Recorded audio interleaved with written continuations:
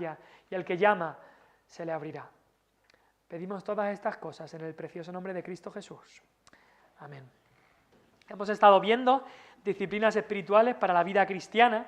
La primera que vimos es la asimilación de la Escritura y es pues todo lo que tiene que ver con las disciplinas en la palabra de Dios. Vimos en cuanto a oír la palabra, escuchar la palabra de Dios, leer la palabra de Dios, estudiar la palabra de Dios, memorizar la palabra de Dios, meditar en la palabra de Dios y después vimos en cuanto a aplicar la palabra de Dios. Todas estas disciplinas que debemos hacer en cuanto a la palabra de Dios. Pero empezamos a ver también la disciplina espiritual que es la oración. Ahora, como sabéis, la oración verdadera viene de un corazón que ha sido transformado por Cristo. Viene de un corazón que ha sido perdonado de sus pecados por Cristo. Viene de un corazón que Cristo le ha dado su justicia y Cristo ha tomado su pecado, y un corazón que está en comunión con Dios. Y la base para nuestra oración no son nuestros méritos, la base para nuestra oración no es nuestro buen desempeño ese día o nuestras buenas obras, la base para nuestra oración es la obra de Cristo en la cruz. Si Cristo no hubiera dado su vida por nosotros, no podríamos orar. Lo que ocurrió en la cruz del Calvario, ¿os acordáis? El templo se rasgó en dos y se rasgó de arriba a abajo, dándonos a entender que el acceso al lugar santísimo, el acceso al trono de Dios, estaba ahora abierto. Cristo lo abrió por la sangre de su cruz y ahora podemos, como dice Hebreos 4, entrar confiadamente al trono de la gracia. Así que la base de que podamos orar, la base de la oración verdadera está en la muerte de Cristo en la cruz y en recibir esa muerte de Cristo en la cruz por la fe, no por las buenas obras, no por algún rito o algo así, sino por la fe. Así que esa es la base para la oración. Y hemos estado viendo varias cosas sobre la oración, esta disciplina. Vimos que la oración se espera de cada cristiano, se espera en un cristiano. No es algo que algunos cristianos oran y otros no, es que si no, una persona no ora, no ha conocido a Cristo. Es el aliento natural del cristiano, por así decirlo. La oración se espera de todo cristiano. Vimos que Jesús espera que oremos, así lo dijo en los evangelios, Jesús nos dio el ejemplo de oración, los discípulos nos dieron también el ejemplo de cómo oraban y de la oración, y la palabra de Dios lo deja bien claro, es algo en lo que debemos perseverar. Perseverad en la oración, dice Pablo en Colosenses, o también dice orad sin cesar, sin parar. Y vimos que orad sin cesar habla de una relación continua de un hijo con un padre. Y vimos esta invitación real de Dios para orar. También vimos que la oración se aprende, la oración se espera, pero también la oración se aprende. Podemos y debemos ir aprendiendo a orar más y más. La oración debe ser aprendida. Era el deseo de los discípulos. Le dijeron, Señor, enséñanos a orar. Señor, enséñanos a orar. Y es cuando Cristo les dio la oración modelo, también llamada el Padre Nuestro, para que aprendieran a orar, no simplemente para que lo repitieran, sino para que aprendieran qué partes debe tener una oración verdadera. Y por eso debemos aprender a orar. ¿Y cómo aprendemos a orar? Pues vimos varias cosas. Una es que aprendemos a orar orando. Por supuesto, aprendemos a orar orando. Aprendemos a orar meditando en las Escrituras. Es una muy buena forma de aprender a orar. Coger las Escrituras y meditar, rumiarlas en nuestro corazón, en nuestra mente, y entonces orarlas. Vimos también, estuvimos hablando bastante en cuanto a la meditación, también se aprende a orar orando con otros. Algo como tenemos los miércoles un culto de oración, una reunión de oración, orando con otros aprendemos a orar. También hay algunos libros que nos pueden ayudar en cuanto a cómo orar. Y lo que queremos ver en el día de hoy es que la oración obtiene respuesta. Hemos visto que la oración se espera de cada cristiano, que la oración se aprende. Cada cristiano puede aprender a orar. Pero para acabar este tema de la oración, queremos enfatizar que la oración obtiene respuesta. Hemos visto en Mateo 7, versículos 7 y 8, que no hay unas excepciones. Dice, pedid y se os dará, buscad y hallaréis, llamad y se os abrirá. Todo aquel que pide recibe, el que busca halla y al que llama se le abrirá. El pensamiento ahí es bien claro, que Dios le agrada contestar las oraciones de sus hijos. Él es nuestro Padre. Y a un padre le agrada contestar y responder y conceder la petición de un hijo. Especialmente y específicamente las peticiones de cosas que de verdad son necesarias, las peticiones que van acorde a la voluntad del Padre. Dice ahí el ejemplo: ¿qué hombre hay de vosotros que si su hijo le pide pan le dará una piedra? Un hijo necesita comer pan y el padre va a hacer todo lo posible para darle esa petición. O si le pide un pescado, por supuesto el padre va a intentar por todos los medios darle eso, no le va a dar algo malo, no le va a desechar esa petición, va a intentar dárselo por todos los medios. Y dice: y eso lo hacéis vosotros siendo malos, ¿cuánto más vuestro Padre Celestial? La palabra de Dios habla mucho sobre cómo Dios no solamente oye nuestra oración, no solamente responde nuestra oración, sino que Dios le agrada conceder nuestra petición. Tengo aquí algunos versículos. Salmo 86, versículos 6 y 7. Escucha, oh Señor, mi oración, estate atento a la voz de mis ruegos. Eso se lo pide el salmista, y luego el salmista, recapacitando, dice: en el día de mi angustia te llamaré, porque tú me respondes. Porque Dios responde, tú me respondes, dice el salmista. Jeremías 33, el profeta Jeremías también habla de esto, estando incluso en la cárcel, estando en dificultad, Dios le habla y él tiene que decir: así ha dicho el Señor que hizo la tierra, el Señor que la formó para afirmarla, el Señor es su nombre, clama a mí, dice Dios, clama a mí y yo te responderé y te enseñaré cosas grandes y ocultas que tú no conoces. Es una promesa bien clara. Dios dice: clama, dime, ven, pide, busca, llama, clama a mí, yo te responderé. Te enseñaré cosas grandes y ocultas que tú no conoces. ¿Por qué es que no vemos las cosas grandes que Dios quiere mostrarnos? Porque no clamamos. Porque no clamamos. Marcos 11, 20 al 24. Aquí hay una situación, en un evento en la vida de Cristo. Pasando por la mañana vieron que la higuera se había secado desde las raíces. Una higuera que no daba fruto, Cristo la maldice y al día siguiente llegan ahí y ven que la higuera está completamente seca. Cristo había hecho este milagro. Y entonces Pedro, acordándose, le dijo: Maestro, mira, la higuera que maldijiste se ha secado. Respondiendo Jesús le dijo: tened fe en Dios, porque de cierto os digo que cualquiera que dijere a este monte: quítate y échate en el mar, y no dudara en su corazón, sino creyere que será hecho lo que dice, lo que diga le será hecho. Por tanto os digo que todo lo que pidiereis orando, creed que lo recibiréis y os vendrá. Otra promesa más de clama, ora con fe y Dios concederá esa petición. En Mateo 18, versículo 19 también dice: otra vez os digo que si dos de vosotros se pusieren de acuerdo en la tierra acerca de cualquiera cosa que pidieren, les será hecho por mi Padre que está en los cielos. Ahora, cuando vemos estos textos, muchas veces le ponemos un pero. Y muchas veces casi que los saltamos y decimos: bueno, pero es que al final, si no es conforme a la voluntad de Dios, estos textos no se pueden aplicar, entonces los pasamos por alto. Ahora hay gente, y la Biblia habla de eso también, que ha mal utilizado estos textos para pedir cosas para sus deleites. Quiero un Ferrari, así que aquí dice que cualquiera que pida algo, orando, y crea que lo reciba, le vendrá. Ay, pues voy a pedir un Ferrari, a ver si me viene. Dios no está buscando eso en nosotros. Incluso está ciertas tendencias que hablan de ese pensamiento de la visualización, que si tú oras y visualizas lo que quieres, al final te vendrá. Tú te tienes que visualizar a ti mismo siendo rico y te vendrá la riqueza. Tonterías, primero tonterías y luego cosas malvadas de gente que lo que quieren es aprovecharse de los demás.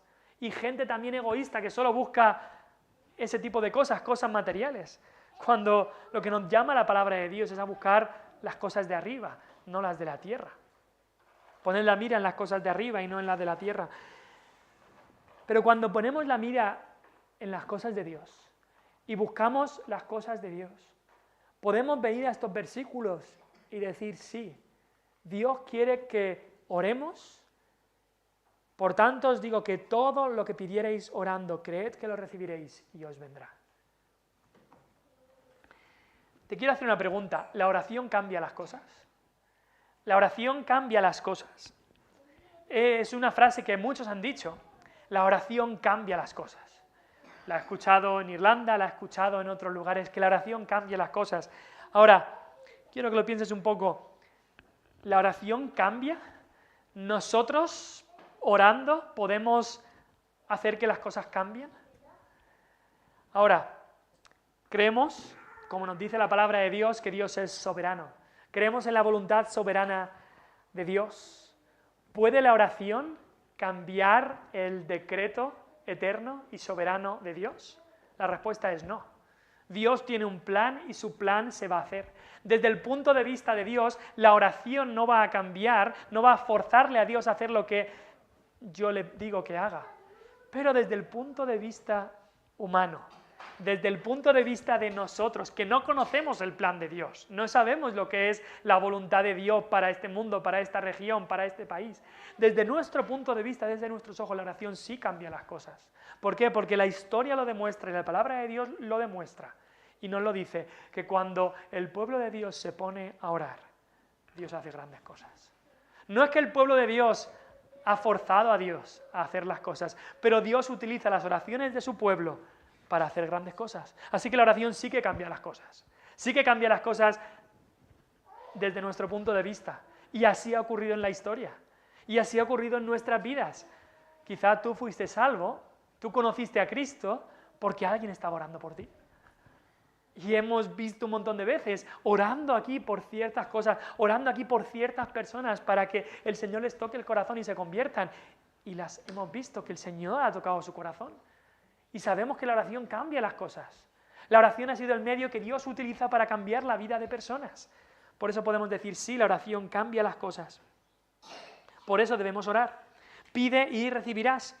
Un pastor de Sudáfrica llamado Andrew Murray dijo, pide y recibirás. Todo el que pide, recibe. Esta es la ley inalterable y eterna del reino. Si tú pides y no recibes, será porque debe haber algo incorrecto o insuficiente en la oración. Veremos eso un poco más adelante.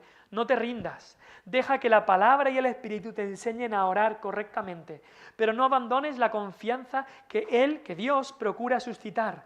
Todo el que pide, recibe. Por lo tanto, dejemos que cada novato de la escuela de Cristo reciba la palabra del Maestro con toda simplicidad. Tengamos cuidado de no debilitar la palabra con nuestra sabiduría humana. Muchas veces pensamos, pero es que no, es que eso de que todo el que pide recibe, eso es... La Biblia lo dice, todo el que pide recibe. Ahora Dios quiere que pidamos cosas acordes a su voluntad, pero hay mucho que Dios dice que es su voluntad y debemos pedir acorde con eso. Ahora, ¿qué pasa cuando pedimos y no recibimos? Porque muchas veces pasa eso. Lo que tenemos que hacer es examinar entonces nuestras oraciones. Y algunas cosas que podemos pensar y examinar. ¿Estamos pidiendo cosas que están fuera de la voluntad de Dios o que no le glorificarán?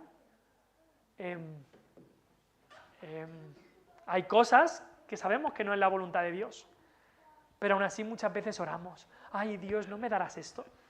Y Dios sabe, no. Y Dios dice, no es mi voluntad. Le pasó al pueblo de Israel en el desierto. Tenían el maná que venía. Tenían suficiente agua, bebían de la roca que daba agua y tenían pan, tenían agua, pero les vino un deseo egoísta, como dice la palabra de Dios en uno de los salmos, le vino un deseo avaricioso, queremos carne. Y Dios les dijo, ¿ah, sí? ¿Queréis carne? No era una petición conforme a la voluntad de Dios. Era una petición que no era conforme a la voluntad de Dios. Y Dios por un tiempo no se la contestó, hasta que llegó un momento en que ellos querían esa petición y Dios se la concedió y al final les fue para mal. Porque pecaron en glotonería, en avaricia, en coger más y más y más y más, y Dios los tuvo que juzgar por eso. Pero muchas veces pedimos cosas que están fuera de la voluntad de Dios y no recibimos contestación o no recibimos respuesta. Pero debemos examinar si nuestra petición está conforme a su voluntad o no es conforme a su voluntad. Quizá estás pidiendo tener más dinero para este proyecto que tienes o el otro proyecto que tienes. Y quizá sea posible que no es la voluntad de Dios. La voluntad de Dios quizás sea que tengas lo suficiente. Quizás estás pidiendo para ciertas cosas que no son la voluntad de Dios y Dios entonces no contesta. O quizás pides ciertas cosas que no van a glorificar a Dios y Dios no contesta. Ahora, ¿estamos orando por motivos egoístas? Eso también hay que examinar. ¿Cuál es la razón por la que estás orando por ciertas cosas? Hay personas que han orado porque haya más gente en la iglesia, pero simplemente lo oran por motivos egoístas. No lo oran para la gloria de Dios, no lo oran para la salvación y el bien del prójimo y de las almas, sino lo oran porque quieren motivos egoístas, para su propia gloria. Y Dios no contesta. A veces es por pecado en el corazón, lo hemos visto en el Salmo que estamos memorizando este mes. Si en mi corazón hubiese yo mirado la iniquidad, el Señor no me habría escuchado. Y muchas veces hay pecado en el corazón y Dios dice, no voy a contestar hasta que no se resuelva esto. Hay pecado no confesado, hay pecado del que no nos hemos arrepentido. Y Dios dice, y nos tenemos que examinar y ver si estamos fallando en hacerle frente a esa clase de pecado desvergonzado que hace que Dios deje en suspenso nuestras oraciones. Que Dios dijere, no voy a hacer nada con esto hasta que no se solucione este tema, hasta que no se solucione el otro tema. Y la otra cosa, quizá que podemos pensar es, ¿estamos siendo perezosos en nuestro pedir? Porque quizá decimos, sí, yo lo he pedido, y es acorde a la voluntad de Dios. Pero, ¿lo has pedido? ¿Qué significa pedir? ¿Significa ir una vez? Hace 2 meses yo oré una oración de 1 minuto y se lo pedí al Señor. ¿Eso es pedir? Porque así no es como un mendigo pide. Así no es como debemos pedir. Pedir es, como vamos a ver, constantemente. Tal vez Dios simplemente lo que está esperando porque quiere ver cómo perseveras en la oración, cómo perseveras una y otra vez. A veces puede ser que Dios haya respondido, pero no en la manera obvia en la que nosotros pensábamos. Así que esto es lo que debemos examinarnos y ver cuando pedimos y no recibimos. Hay un pastor que aprecio mucho y fue el pastor de mi madre y fue un hombre que conocí y una influencia muy grande en mi vida. Y él dijo esta frase: mucha oración, mucha bendición. Poca oración, poca bendición. Nada de oración, nada de bendición. Y es verdad, Esa oración, esta frase ha sido verdad por muchas épocas de la historia de la Iglesia. Cuando el pueblo de Dios se pone a orar, se pone en serio con la oración, Dios envía su bendición. Ahora, no tenemos que pensar que bendición significa, esa palabra bendición significa más dígitos en la cuenta del banco, que la cuenta del banco esté llena, o que tenga una salud tremenda, o que no vaya a haber nada de oposición ni persecución. No, bendición significa ese derrame de las bendiciones espirituales de Dios en su iglesia. Eso es lo que significa bendición, que muchas veces significa que el reino de Dios se extiende en este mundo, muchas veces significa que almas se salvan, que el pueblo de Dios es edificado, que vencemos a la tentación. Eso es la verdadera bendición de la que se está hablando aquí. Mucha oración, mucha bendición. Poca oración, poca bendición. Nada de oración, nada de bendición. Y tenemos que recordar, la oración obtiene respuesta. Y muchas veces lo hemos visto. Yo creo que si tú llevas unos años en el Señor, te has dado cuenta de que Dios contesta la oración. Y cuando escuchas eso puedes decir en tu mente, es verdad, amén, es verdad, Dios contesta la oración y la oración obtiene una respuesta. A veces incluso es de una manera tan espectacular que oramos y es que al día siguiente la respuesta está ahí. Y nos preguntamos, ¿es coincidencia? Y luego recuerdas, no, pero si ayer justo estaba orando por esto. Y recuerdas que Dios contesta la oración. Alguien dijo, porque muchas veces aparentemente estas coincidencias providenciales de la providencia de Dios, y alguien dijo, pues mira, no sé qué será, pero suelo tener muchas más coincidencias cuando oro que cuando no oro, así que voy a seguir orando. Así que tenemos que darnos cuenta de eso. Dios quiere contestar a la oración. Dios quiere contestar a la oración. Dios no se burla de nosotros prometiéndonos responder a las oraciones. Dios no pone un deseo en tu corazón para luego decir, no te lo voy a dar, no te lo voy a dar. Dios no es así. Dios no es así. El pastor tan conocido Spurgeon dijo, no puedo imaginar que tú atormentes a tus hijos entusiasmándolos con un deseo que no tienes la intención de satisfacer. Sería algo muy mezquino ofrecer limosnas a los pobres y luego cuando ellos extendieran la mano para recibirlas, usted se burlara de su pobreza negándoselas. Sería sumar crueldad a las miserias de los enfermos si los llevaran al hospital y los abandonaran allí para que murieran desatendidos y desamparados. Cuando Dios te guía a orar, Él quiere que tú recibas. Piensa en eso. Piensa en el texto que hemos leído. ¿Qué hombre hay de vosotros que si su hijo le pide pan le dará una piedra? ¿O si le pide un pescado le dará una serpiente? Pues si vosotros siendo malos sabéis dar buenas dádivas a vuestros hijos, cuánto más vuestro Padre que está en los cielos dará buenas cosas a los que le pidan. Dios pone como su hijo que eres un deseo en tu corazón de cosas espirituales, de cosas acordes a su voluntad. Y le pides esas cosas. Si Él ha puesto el deseo, es porque Él quiere darte esa petición. Dios no es un padre cruel que va a poner en ti un deseo bueno, un deseo agradable, y luego te va a decir, pero no te lo voy a conceder. No, Dios no es así. Si Dios ha puesto en tu corazón orar por la salvación de una persona, ¿no será que Dios quiere salvarla? Ora hasta que Dios te lo conceda. Siempre pienso en este ejemplo, el ejemplo de Jacob luchando con el ángel. La imagen del ángel no sabemos si tenía nada, eso es una imagen que creo que un pintor Doré pintó este cuadro, pero es una ilustración de la historia verídica que tenemos en la Biblia, en Génesis 20, a ver un segundo, Génesis 32. En Génesis 32 tenemos esta historia, no lo tenéis que buscar, no lo vamos a leer, pero antes de encontrar a su hermano Esaú, Jacob se encuentra con un ángel que habla que es el ángel del Señor, la presencia del Señor estaba ahí, y Jacob estaba en el momento de crisis más grande de su vida. Pensaba que su hermano iba a venir a matarle a él y a toda su familia, sus 12 hijos que tenía y demás. Y estaba en una gran crisis, y él necesitaba estar seguro de la bendición de Dios. Y lucha con el ángel, y nos dice ahí que sin parar toda la noche, y al final el ángel dice, me voy, déjame ya. Y Jacob dice, no te dejaré si no me bendices. No te dejaré si no me bendices. Son palabras que tenemos que pensar. Él dice, voy a continuar. Hasta que no obtenga la bendición de Dios, no voy a parar. No voy a dejarte. Y en cierta manera es un cuadro precioso sobre la oración.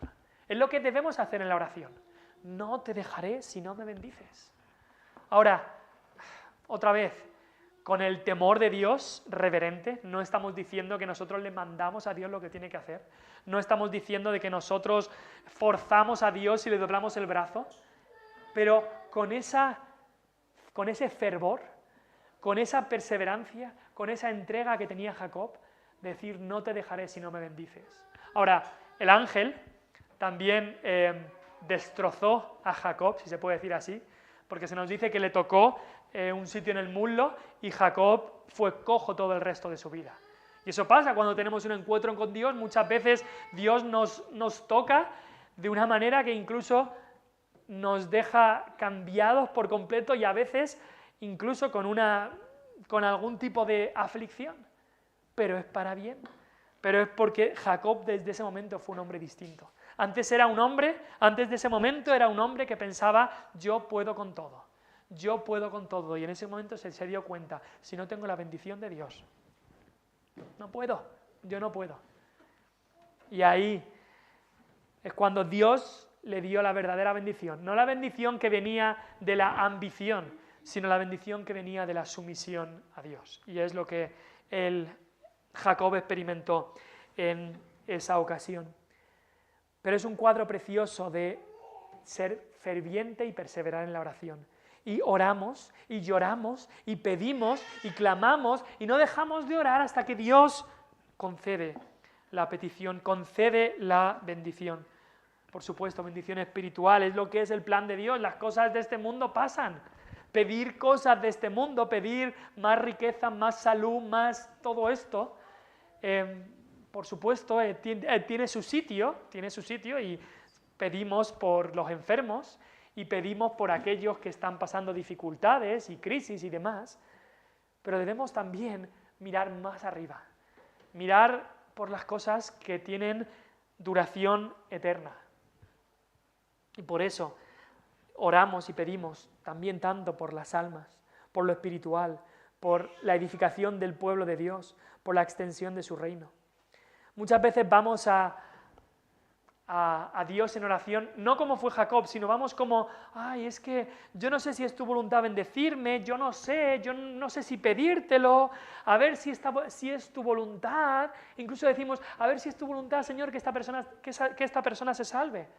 ¿Desde cuándo quiere Dios que las personas no se salven? Por supuesto que lo quiere Dios. Yo no quiero que el impío perezca, dice Dios en Ezequiel. Yo no quiero que el impío perezca. ¿Quiero yo la muerte del impío? Dice Dios. Por supuesto que no. Él no quiere que ninguno perezca, sino que todos procedan al arrepentimiento. Dios ama cuando el pecador se arrepiente. Así que por supuesto que debemos orar por la salvación de los que aún no conocen a Cristo. Conclusiones en cuanto a este tema de la oración, esta disciplina que debemos ejercer. Estamos hablando, recordemos, de disciplinas espirituales y que todas sean para la piedad. No para decir, mira lo disciplinado que soy, mira todo lo que hago, sino para la piedad. La primera es planifica. Imagínate que este verano tú te quieres ir una semana de vacaciones. No te levantas un lunes en julio y dices, venga familia, nos vamos a la costa. No lo vas a hacer así de repente. Vas a planificar con anterioridad tus vacaciones, tu semana de vacaciones, ¿cómo va a ser? Lo vas a planificar.